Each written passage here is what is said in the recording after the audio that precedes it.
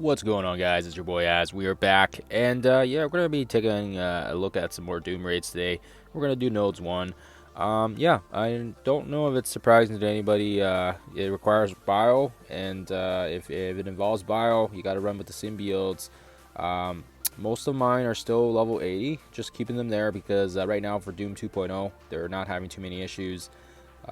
Yeah, and now that we have Dark Dimension 5 as well, I don't think it's a surprise that these guys are going to be they're going to be used again. So I think we've seen Symbiote Spider and Anti-Venom already kind of in the forefront of Dark Dimension 5, so no surprises there.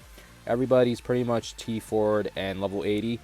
I think I'll probably bump them up to 85 when I get closer to more materials, so that way I can get them up to tier 16. But right now, yeah, like I said, everybody's T forward, level 80, tier 15, and ISO 8 level 2. And I think I'll just mention my Symbiote Spidey. I think a lot of people always have questions about whether or not to put him as a skirmisher or a raider.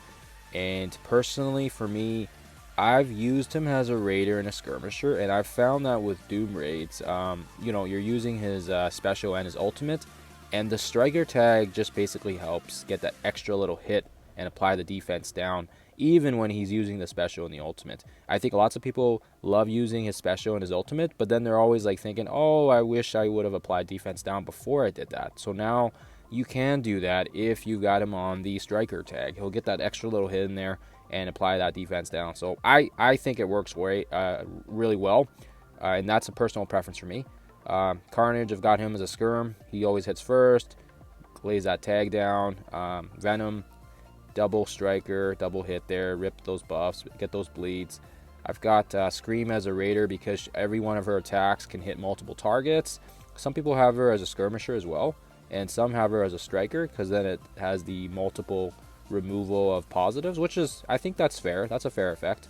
And then of course Anti-Venom with striker, and I think some people have him as a healer as well. I think he shines the most with a striker tag because then he can really amp those debuffs and spread them with Venom's ultimate. So anyways, that's a team there, guys. Let's quickly jump into the first node. Our previous Doom raids just finished, so we just gotta quickly jump into it, and we're on strike team 1, so we'll jump in there and then we'll go on the left flank and start on these bow nodes. But yeah, like I said, I think for the most part lots of people are still doing 2.0, and yeah, we will see how this one goes for us as well here. We're gonna see if we can, oh, rage destroyed, nice. Yeah, we're gonna see how we can do, if we can do a one shot here. I think for the most part, if you're running a big Sims team, you're not gonna have too many issues. I think the biles are usually freebies, and then when you get into the skilled nodes, they're a little bit more difficult. So I got Phyla-Vell there because sometimes I find that she's a good little mix as well. If you lose someone, don't bother healing them. You can sub her in for either Scream or Anti-Venom if one of them goes down, and usually I find that it works just as well. But anyways, the first node's pretty straightforward. Just don't underestimate it. I think for the most part, I've even seen people do 2.2, 2.3 with level 80 sims. So yeah, it's just I think it's just this first node's pretty easy. It just kind of gets you in there. I don't use the triple bleed there because Emma Frost is just gonna remove it, so I'll just save it. I'm just gonna do it a little slow. I'll do the Symbiote Spidey, get the little extra hit there from the vulnerability tag. Thank you very much. Scream gets Doctor Strange low enough so that way if he can bleed himself out so he can't flip our buffs. And then we can take care of Strange and get that little extra boost of speed there. Sometimes too, if Venom can hit Strife when he's got immunity, you can flip that and turn it into a disruption as well. So keep that in mind. And yeah, we'll just basically, you'll see here, we don't really need to do much. We can just auto. I didn't use Anti-Venom's ultimate because we knew the Emma Frost cleanse was coming. So of course, we want to make sure she doesn't do anything else. So we're just going to ability block her. That's what I do.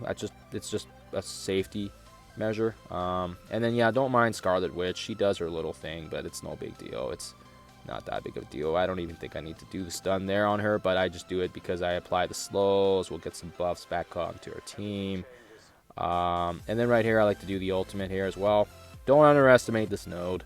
I think lots of people underestimate it and just save all their buffs, and I think that's a mistake. Make sure you can use what you can. We'll auto basically now because we have a ton of buffs. We got a good amount of fodder here for our speed turn meter, and it helps because this new feature just makes it so much easier to kind of not have to focus so much attention. Sometimes I forget that I have it on auto basic and I actually end up wiping out. So just make sure you switch it off after, because sometimes I'm looking at my TV or you're watching a YouTube video or something, and then all of a sudden, boom, you're not paying attention and you lose. You lose a certain character, and then the next wave drops, and then you're still basicing, and yeah, make sure you don't do that. So we'll keep spreading the buffs from Emma Frost. We'll do the Venom spread as well. I like doing it right there on Emma Frost because she already has a ton of negatives on her. And then you can just clean up this. Some people like to save the stun as well for Black Bolt when he drops. That's not a bad strategy. I think that's a really safe way to make sure you're not putting yourself in any harm's way. What I like to do too is just keep getting all your buffs up, and once you get those buffs up, just auto basic. You're not going to run out of time on this one because it's a pretty straightforward node, but boring, obviously boring and very straightforward once you get those key characters down. I think Emma Frost and Black Bolt are the biggest threats, and I mean most of these guys will just tickle you. We don't have these guys at 85, we just have them at level 80, so I mean obviously there's still some room to grow for these guys, but yeah, now that we've seen Tadano Mac and I forget the other guy's name, but some of these guys they're using Anti-Venom and Symbiote Spider because they're cheap, low-cost BoW characters, and yeah, I recommend the same thing. We know we can push these guys pretty high up now because Doom 2.3 and 2.2 and 2.1, we need the Sims. They're going to be sticking around for a long time, and they've got that Dark Dimension tag as well, so of course that makes sense to level these guys up. But anyways, guys, I think that's pretty much it here. I think for the most part, I don't know if this guide was even helpful or if this was just more of a me just blabbing on. But it's a pretty straightforward node. I don't think you guys will have too many issues there. And other than that, guys, we'll catch you guys on the next node attempt.